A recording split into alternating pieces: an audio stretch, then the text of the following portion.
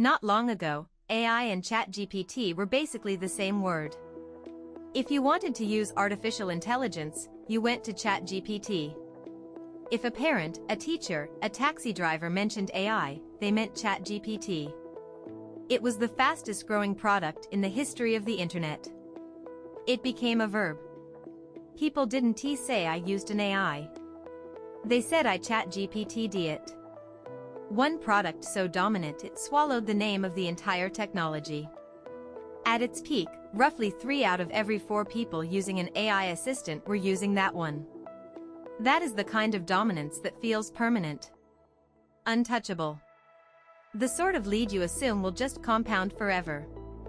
And then, in 2026, quietly, with no press conference and no dramatic headline, a line was crossed. For the first time ever, that overwhelming majority slipped below half. The king of AI dropped under 50%, dethroned as the default, the automatic choice, the AI. And here's the strange part.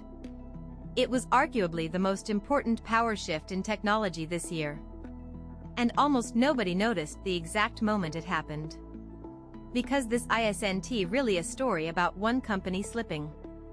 It's a story about a rule of the AI era that nobody wants to say out loud, and about why the biggest changes of all tend to happen in total silence.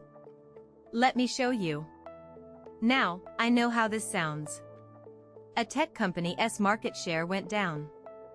Who cares, right? Companies rise and fall all the time. But stay with me, because this fall breaks one of the most reliable rules in all of business, a rule that made the last generation of tech giants unstoppable, and the fact that the rule broke tells you something profound about where this whole AI era is heading, and what it means for you. So, 3 things in the next few minutes. 1. The actual scale of the fall, and who quietly rose to take the throne, because the numbers are genuinely stunning once you see them side by side. 2. Why it happened. Why the most dominant product in tech couldn't hold its lead, when companies like it usually only get stronger over time.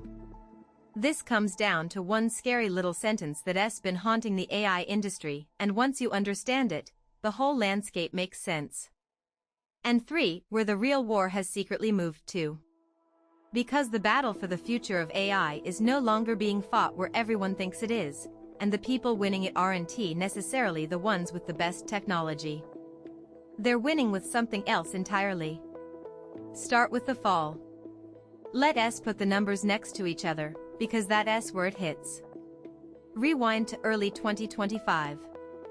At that point, one AI assistant commanded somewhere in the neighborhood of 3/4 of the entire market. Roughly 76%. That's not leading. That's owning a category. That's the kind of number where competitors don't really compete, they just fight over the scraps you leave behind. Now move to 2026. That same product's share of the market has fallen to somewhere around the mid-50s, and by some measures, it dipped below 50% for the first time in its history. In roughly a year and a half, the undisputed king went from owning 3/4 of the world to holding on to barely half. Still huge. Still, by raw user count, enormous, well over 1 billion people. But no longer the answer. No longer synonymous with AI itself. So where did all that share go? This is the part that's genuinely remarkable. Look at the challenger built by the search giant. In roughly half a year, its usage more than doubled, up over 100%, vaulting it into a clear second place. And look at the one built by the safety-focused lab, growing at a pace that's almost hard to believe, more than tripling, up over 300% in a single quarter, rocketing from a rounding error into a serious contender. Put that together and you see what actually happened. This wasn't a slow, graceful decline. It was an explosion of competition.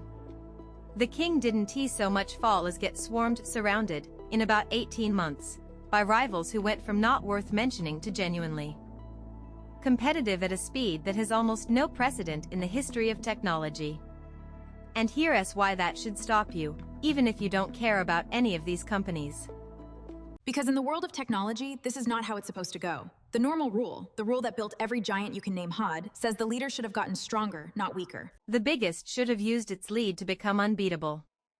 Instead, the exact opposite happened.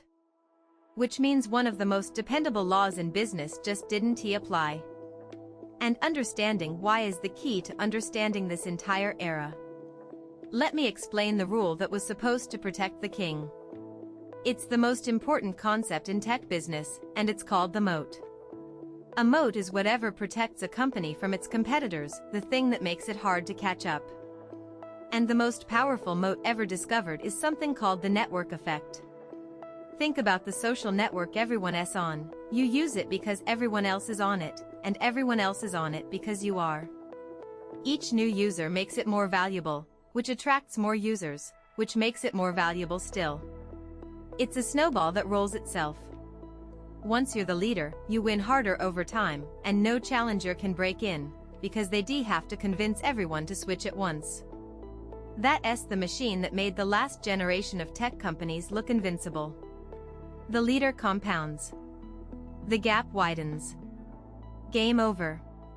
So when ChatGPT took that massive early lead, everyone assumed the same physics applied. The leader would compound. The lead would widen. It would become the unbeatable, default AI forever, the way search and social had their permanent kings. It didn't happen. And the reason why is captured in one sentence, a sentence that reportedly leaked out of the search giant itself, an internal moment of panic that became infamous across the whole industry. The sentence was, essentially, we have no moat. And neither does anyone else. Sit with that. We have no moat, and neither does anyone else. The people building this technology looked at their own position and admitted they had no real protection. And here's why that turned out to be true for AI in a way it wasn't for search or social. There's no strong network effect. When you use an AI assistant, you're mostly alone with it. It doesn't get better because your friends use it too. So there's no snowball trapping everyone on one platform. And switching costs almost nothing. Moving from one AI to another isn't like moving your whole social life to a new network, it's like opening a different tab. You can try a competitor in 30 seconds, and if it answers your question a little better, you just use that one now. No lock-in. No friction. No loyalty. And on top of that, the models themselves keep converging. Every few months, the challengers close the quality gap. Whatever made the leader special this quarter, a rival roughly matches next quarter. The capability that felt like magic becomes standard, commoditized, expected. When your competitors can match your core product every few months and customers can switch with a click, your giant lead isn't a fortress. It's a sandcastle at the edge of the tide. And if you think a lead that big can't possibly evaporate, history is a graveyard of kings who thought exactly the same thing.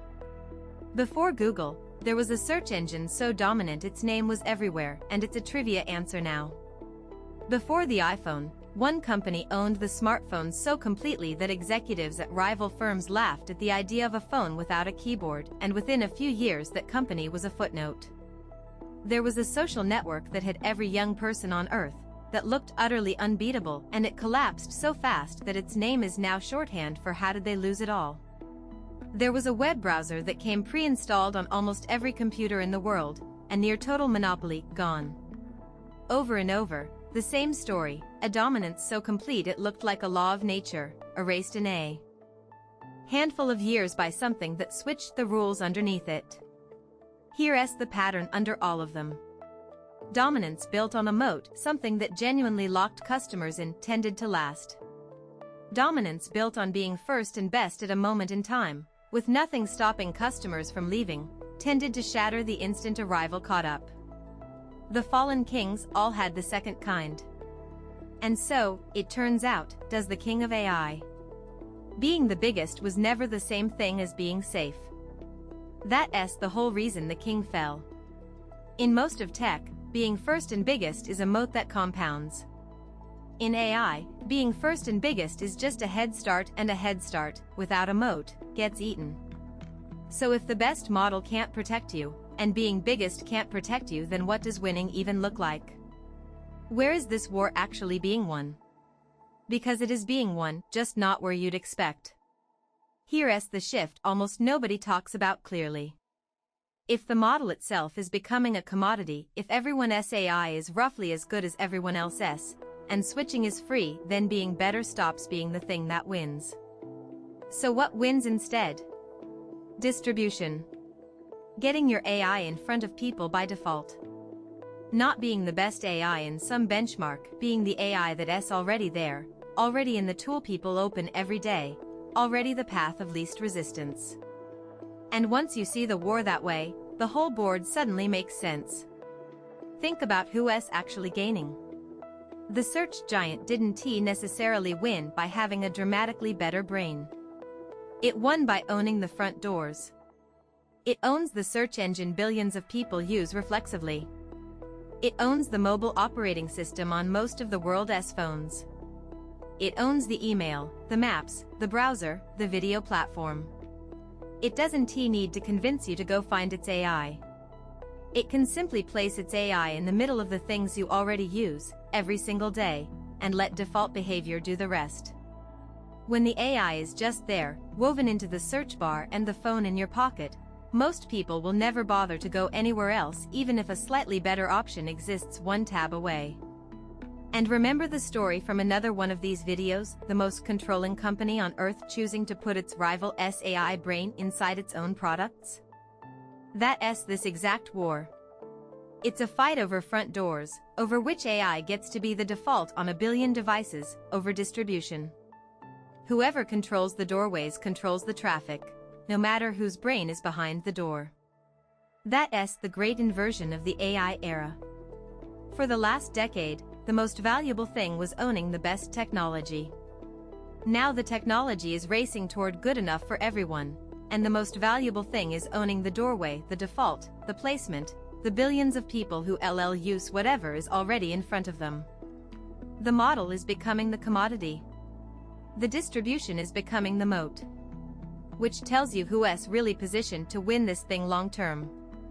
Not necessarily whoever has the cleverest model this quarter that lead evaporates. It's whoever already owns the front doors, the search bars, the operating systems, the devices, the daily habits. The brilliant model with no distribution is fragile. The good enough model wired into a billion people's routines is a fortress. The war didn't stay in the lab. It moved to the doorway. And most people are still watching the lab. But I don't want to leave you with just a business lesson about moats and distribution. Because there's a bigger, stranger lesson hiding in how this all happened, and it's the part that actually matters for you. Go back to the beginning. The most dominant product in the history of the technology quietly lost its crown. An entire category was reshaped. The balance of power in the most important industry on Earth shifted. And it happened with no moment. No announcement. No single day anyone can point to and say, that's when the king fell. It just, gradually and then suddenly, became true, while the world was looking at other things. That's the pattern I really want you to take from this. The biggest changes almost never arrive as events. We expect history to knock, a crash, a headline, a dramatic reveal, a clear before and after. But the shifts that actually reshape the world usually don't work like that. They accumulate quietly, 1 percentage point at a time, below the threshold of anyone's attention, until one day you look up and the entire landscape is different and you can't quite say when it changed. And that's true far beyond ChatGPT. It's how a skill quietly becomes obsolete, not in a day, but a little at a time, until suddenly it's gone. It's how an industry gets disrupted while its leaders keep insisting everything's fine. It's how the ground moves under a career, a company, a whole way of doing things, silently, gradually, and then all at once. The dramatic version, the one with the headline, almost always arrives after the real shift already happened quietly underneath. So the actual skill, the thing this whole story is trying to teach you, is learning to watch for the quiet lines being crossed. To pay attention to the slow-moving numbers nobody's putting on the front page. To notice the trend while it's still just a trend, before it becomes a headline. Because by the time the change is obvious enough to make news, the people who were watching the quiet version have already adjusted, and everyone else is just reacting to a world that already changed. The king lost its throne with no coronation for the challengers and no funeral for the fallen. It happened in silence. And the people who noticed the silence saw the future a little earlier than everyone else. That's not luck. That's a habit of attention. And it's one you can build. Because the single most valuable thing in a world moving this fast isn't knowing today's headline. It's being the kind of person who noticed the quiet line being crossed, back when it was still quiet. So let's close the loops. I told you the scale of the fall, the king that once owned 3/4 of the world slipping under half in about 18 months, swarmed by challengers that went from rounding errors to real rivals at a speed almost without precedent. I told you why the sentence that haunts the industry, we have no moat, and neither does anyone else. No network effect, near zero switching cost, models converging every few months. In AI, being biggest is a head start, not a fortress. And I told you where the war really moved away from the model, which is becoming a commodity, and toward distribution, the front doors, the defaults, the billions of daily habits. The best brain loses to the good enough brain that's already there. But the deepest lesson was the quiet one. The most important power shift in tech this year happened with no headline at all, gradually, then suddenly, while everyone looked elsewhere. That's how the biggest changes almost always come. Not with a knock. With a silence. And the whole game is training yourself to hear it. If this gave you a new lens for watching the world change, that's exactly what this channel is built to do. Subscribe, because that's the entire mission here. And tell me in the comments, what's a quiet change you can in your work, your industry, your life, that nobody's in a headline yet? Let's spot them together. I read every single one. I'll see you in the next one.